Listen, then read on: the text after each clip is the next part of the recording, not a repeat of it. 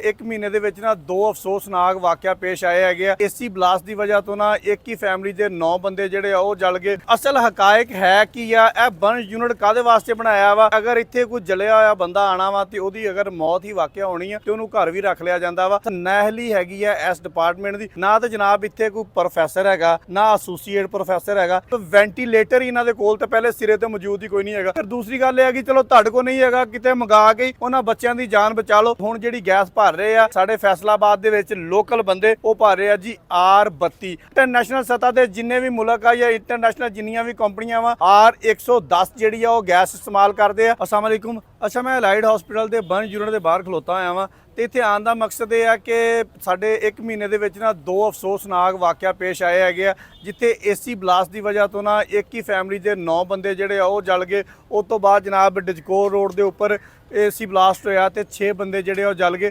ਜਿਹੜੇ ਇੱਕ ਹੀ ਖਾਨਦਾਨ ਦੇ 9 ਬੰਦੇ ਈਦ ਵਾਲੇ ਦਿਨ ਜਲੇ ਸੀ ਨਾ, ਉਹਨਾਂ ਸਾਰਿਆਂ ਦੀ ਇੱਥੇ ਨਾ ਅਲਾਈਡ ਹਸਪੀਟਲ ਦੇ ਬਰਨ ਯੂਨਿਟ ਦੇ ਵਿੱਚ ਮੌਤ ਵਾਕਿਆ ਹੋ ਗਈ। ਉਸ ਤੋਂ ਬਾਅਦ ਜਨਾਬ 6 ਬੰਦੇ ਜਿਹੜੇ ਆ ਡਿਜਕੋਰ ਰੋਡ ਦੇ ਉੱਪਰ ਉਹ ਸੜ ਗਏ। ਉਹਨਾਂ ਦੇ ਵਿੱਚੋਂ 5 ਬੰਦਿਆਂ ਦੀ ਜਿਹੜੀ ਆ ਨਾ ਮੌਤ ਵਾਕਿਆ ਹੋ ਗਈ।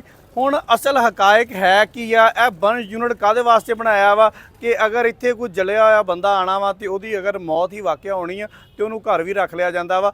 ਸਰਾਸਲ ਨਾਹਲੀ ਹੈਗੀ ਆ ਇਸ ਡਿਪਾਰਟਮੈਂਟ ਦੀ। ਉਹਦੀ ਵਜ੍ਹਾ ਕੀ ਆ? ਨਾ ਤਾਂ ਜਨਾਬ ਇੱਥੇ ਕੋਈ ਪ੍ਰੋਫੈਸਰ ਹੈਗਾ, ਨਾ ਐਸੋਸੀਏਟ ਪ੍ਰੋਫੈਸਰ ਹੈਗਾ। ਇਹਦਾ ਜਨਾਬ HOD ਬਣਾ ਦਿੱਤਾ ਗਿਆ ਇੱਕ ਅਸਿਸਟੈਂਟ ਪ੍ਰੋਫੈਸਰ ਕੋਈ ਖਾਤੂਨ ਹੈਗੀ ਆ। ਪਤਾ ਨਹੀਂ VC ਸਾਹਿਬ ਦੀ ਕਿਉਂ ਨਵਾਜ਼ ਸ਼ਾਹ ਨੇ ਕੀ ਵਜ੍ਹਾ ਵਾ ਕੀ ਨਹੀਂ।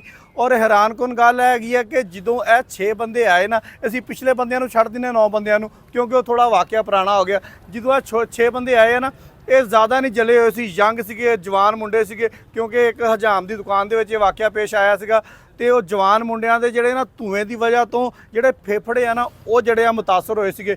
ਤੇ ਅੱਲਾ ਦੀ ਮਿਹਰਬਾਨੀ ਨਾਲ ਇਸ ਬਿਲਡਿੰਗ ਦਾ ਇੰਨਾ ਵੱਡਾ ਆਸਾਨ ਸੀਗਾ ਕਿ ਇਹਨਾਂ ਨੇ ਜਨਾਬ ਵੈਂਟੀਲੇਟਰ ਹੀ ਇਹਨਾਂ ਦੇ ਕੋਲ ਤੇ ਪਹਿਲੇ ਸਿਰੇ ਤੇ ਮੌਜੂਦ ਹੀ ਕੋਈ ਨਹੀਂ ਹੈਗਾ। ਫਿਰ ਦੂਸਰੀ ਗੱਲ ਇਹ ਹੈ ਕਿ ਚਲੋ ਤੁਹਾਡੇ ਕੋਲ ਨਹੀਂ ਹੈਗਾ, ਕਿਤੇ ਮੰਗਾ ਕੇ ਉਹਨਾਂ ਬੱਚਿਆਂ ਦੀ ਜਾਨ ਬਚਾ ਲਓ। ਇਹਨਾਂ ਨੇ ਇਹ ਵੀ ਨਹੀਂ ਗਵਾਰਾ ਕੀਤਾ ਕਿ ਕਿਤੇ ਅਸੀਂ ਵੈਂਟੀਲੇਟਰ ਮੰਗਵਾ ਕੇ ਤੇ ਉਹਨਾਂ ਬੱਚਿਆਂ ਨੂੰ ਲਾ ਦਈਏ। ਲਿਹਾਜ਼ਾ ਉਹਨਾਂ ਦੇ ਜਿਹੜੇ ਫੇਫੜੇ ਸੀ ਉਹ ਮੁਤਾਸਰ ਹੋਏ। ਉਸ ਤੋਂ ਬਾਅਦ ਉਹਨਾਂ ਦੀ ਮੌਤ ਵਾਕਿਆ ਹੋ ਗਈ। ਤੇ ਫੈਸਲਾਬਾਦ ਦੇ ਵਿੱਚ ਇਸ ਗੱਲ ਦੀ ਇੱਕ ਸ਼ਦੀਦ ਤਸ਼ਵੀਸ਼ ਪਾਈ ਜਾਂਦੀ ਆ ਕਿ ਅਲਾਈਡ ਹਸਪੀਟਲ ਦਾ ਬਰਨ ਯੂਨਿਟ ਜਿਹੜਾ ਵਾ ਕਿ ਇਸ ਵਾਸਤੇ ਬਣਾਇਆ ਗਿਆ ਸੀਗਾ ਕਿਸੇ ਦੀ ਮਾੜੀ ਮੋਟੀ ਲੱਤ ਪੈਰ ਤੇ ਮਾੜਾ ਮੋਟਾ ਕੋਈ ਪਾਣੀ ਗਰਮ ਡਿੱਗੇਗਾ ਤੇ ਸਿਰਫ ਉਹਦੇ ਵਾਸਤੇ ਹੋਏਗਾ।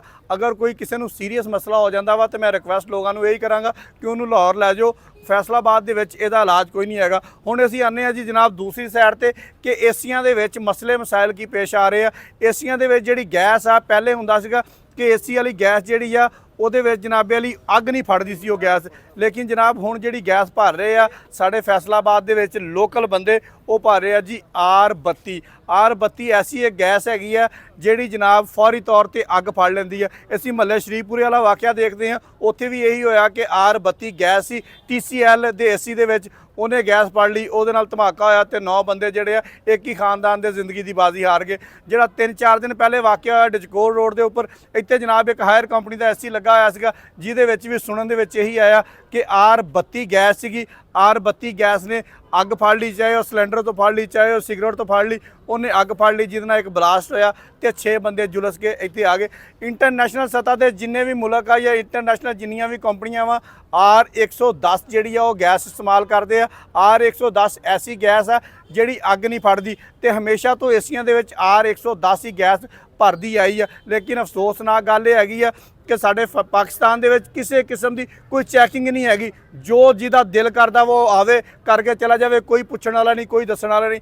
R32 ਗੈਸ ਜਿਹੜੀ ਆ ਜਿਹਦੇ ਤੇ ਤਹਿਕੀਕ ਕਰਨ ਵਾਲੇ ਨੇ ਇਹ ਗੱਲ ਕਹਿ ਦਿੱਤੀ ਆ ਕਿ ਅੱਗ ਫੜ ਲੈਂਦੀ ਆ, ਲਿਹਾਜ਼ਾ ਇਹਦਾ ਇਸਤੇਮਾਲ ਜਿਹੜਾ ਮਮਨੂ ਆ। ਲੇਕਿਨ ਪਾਕਿਸਤਾਨ 'ਚ ਕੋਈ ਨਹੀਂ ਪੁੱਛੇਗਾ, ਕੋਈ ਨਹੀਂ ਦੱਸੇਗਾ। ਤੇ ਸਾਡਾ ਇਹ ਜਿਹੜਾ ਬਰਨ ਯੂਨਿਟ ਆ ਇਹਦਾ ਵੀ ਅੱਲਾ ਹੀ ਹਾਫਿਜ਼ ਆ। ਤੇ AC ਵਾਲੀਆਂ ਕੰਪਨੀਆਂ ਜਿਹੜੀਆਂ R32 ਪਾ ਕੇ ਲੋਕਾਂ ਦੀਆਂ ਜਾਨਾਂ ਨਾਲ ਖੇਲਦੀਆਂ ਪਈਆਂ ਵਾ, ਇਹਨਾਂ ਨੂੰ ਕੁਝ ਖਿਆਲ ਕਰਨਾ ਚਾਹੀਦਾ। ਪਹਿਲੇ ਵੀ ਦੇਖਿਆ ਕਿ ਜਦੋਂ ਮਹੱਲੇ ਸ਼ਰੀਫਪੁਰੇ ਦੇ ਵਿੱਚ 9 ਬੰਦਿਆਂ ਦੀ ਮੌਤ ਵਾਕਿਆ ਹੋਈ ਸੀ, DC ਫੈਸਲਾਬਾਦ ਸਾਹਿਬ ਨੇ ਇੱਕ ਹਾਈ ਲੈਵਲ ਦੀ ਕਮੇਟੀ ਬਣਾਤੀ ਸੀ। ਉਸ ਕਮੇਟੀ ਨੇ ਵੀ ਚੰਦ ਰੋਜ਼ ਦੇ ਵਿੱਚ ਨਾ ਇੱਕ ਜਿਹਨੂੰ ਕਹਿੰਦੇ ਆ ਨਾ ਫਜ਼ੂਲ ਜੀ ਰਿਪੋਰਟ ਲਿਆ ਕੇ ਪੇਸ਼ ਕਰ ਦਿੱਤੀ ਕਿ ਇਹ ਕੁਝ ਹੋ ਗਿਆ। ਬਈ ਅਗਰ ਕੁਝ ਹੋਇਆ ਵਾ ਤੇ ਇਹਨਾਂ ਵਾਕਿਆਤ ਦਾ ਤਦਾਰਕ ਕਿੱਦਾਂ ਹੋ ਸਕਦਾ, ਇਹ ਵੀ ਤਾਂ ਉਸ ਰਿਪੋਰਟ ਦਾ ਹਿੱਸਾ ਬਣਾਓ ਨਾ। ਹੁਣ ਜਨਾਬ ਜਦੋਂ ਇਹ 6 ਬੰਦਿਆਂ ਦੇ ਜਲਨ ਦਾ ਵਾਕਿਆ ਪੇਸ਼ ਆਇਆ ਡਿਜਕੋਰ ਰੋਡ ਤੇ, ਉਦੋਂ ਤੱਕ ਤਾਂ ਹੋਸ਼ ਨਹੀਂ ਆਇਆ ਜਦੋਂ ਵਾਕਿਆ ਹੋ ਗਿਆ। ਜਦੋਂ 4 ਬੰਦਿਆਂ ਦੀ ਮੌਤ ਵਾਕਿਆ ਹੋ ਗਈ, ਫਿਰ ਡੀਸੀ ਸਾਹਿਬ, ਏਸੀ ਸਾਹਿਬ ਸਾਰੇ ਜਨਾਬ ਬਰਨ ਯੂਨਿਟ ਦੇ ਵਿੱਚ ਭੱਜੇ ਆਏ। ਉਹਨਾਂ ਨੇ ਆ ਕੇ ਆਖਿਆ ਜੀ ਆਓ ਦੇਖੀਏ ਕੀ ਸੂਰਤ ਹਾਲ ਬਣੀ ਹੈ। ਫਿਰ ਇੱਕ ਕਮੇਟੀ ਨਵੇਂ ਸਿਰੋਂ ਬਣਾ ਦਿੱਤੀ। ਉਸ ਕਮੇਟੀ ਨੇ 2 ਦਿਨ ਦੇ ਅੰਦਰ ਅੰਦਰ ਨਾ ਆਪਣੀ ਰਿਪੋਰਟ ਦੇਣੀ ਸੀ। ਅਸੀਂ ਤਾਂ ਉਸ ਕਮੇਟੀ ਵਾਲਿਆਂ ਨੂੰ ਪੁੱਛ ਕੇ ਨਾ ਤਕਰੀਬਨ ਬੁੱਢੇ ਹੀ ਹੋ ਚੱਲੇ ਆ ਕਿ ਜਨਾਬ ਕਿੱਥੇ ਆ ਰਿਪੋਰਟ, ਕਿੱਥੇ ਆ ਰਿਪੋਰਟ, ਸਾਨੂੰ ਉਹ ਰਿਪੋਰਟ ਦਿਖਾ ਦਿਓ ਜਿਹਦੇ ਵਿੱਚ ਪਤਾ ਲੱਗ ਜਾਵੇ ਕਿ ਅਸਲ ਹਕਾਇਕ ਕੀ ਆ, ਤਾਂ ਕਿ ਅਸੀਂ ਲੋਕਾਂ ਨੂੰ ਦੱਸ ਸਕੀਏ। ਲੋਕ ਤਾਂ ਹੁਣ ਏਸੀ ਚਲਾਉਂਦੇ ਆ ਰਾਤ ਨੂੰ ਤੇ ਬੰਦ ਕਰ ਦਿੰਦੇ ਆ ਵਿਚਾਰੇ ਕਿ ਕਿਤੇ ਫਟ ਹੀ ਨਾ ਜਾਵੇ। ਲੋਕ ਵਿਚਾਰੇ ਦੁਪਹਿਰ ਦੇ ਵਿੱਚ ਗਰਮੀ ਇੰਨੀ ਹੈ ਸ਼ਦੀਦ, ਉਹਦੇ ਵਿੱਚ ਆਪਣਾ ਏਸੀ ਬੰਦ ਕਰਕੇ ਸੌਂਦੇ ਆ ਕਿਤੇ ਏਸੀ ਨਾ ਫਟ ਜਾਵੇ। ਭਾਈ ਅਸਲ ਹਕਾਇਕ ਆਵਾਮ ਦੇ ਸਾਹਮਣੇ ਲਿਆਓ ਤਾਂ ਕਿ ਲੋਕ ਜਿਹੜਾ ਵਾ ਅਗਰ ਏਸੀਆਂ ਦਾ ਗੁਨਾਹ ਵਾ ਤੇ ਉਹਨਾਂ ਦਾ ਕੋਈ ਹੱਲ ਕਰਨ, ਅਗਰ ਬੰਦਿਆਂ ਦਾ ਗੁਨਾਹ ਵਾ, ਗੈਸ ਵਾਲਿਆਂ ਦਾ ਗੁਨਾਹ ਵਾ, ਉਹਨਾਂ ਦਾ ਕੋਈ ਹੱਲ ਕਰਨ। ਲੇਕਿਨ ਕਮੇਟੀ ਜਦੋਂ ਬਣਦੀ ਹੈ ਨਾ ਤੇ ਕਮੇਟੀ ਉਹੀ ਹੁੰਦੀ ਹੈ ਕਿ ਮਿੱਟੀ ਪਾਓ ਪ੍ਰੋਗਰਾਮ ਹੁੰਦਾ ਵਾ। ਲੱਗਦਾ ਇੱਥੇ ਵੀ ਮਿੱਟੀ ਪਾਓ ਪ੍ਰੋਗਰਾਮ ਚੱਲਦਾ ਪਿਆ। ਬਹੁਤ ਸ਼ੁਕਰੀਆ।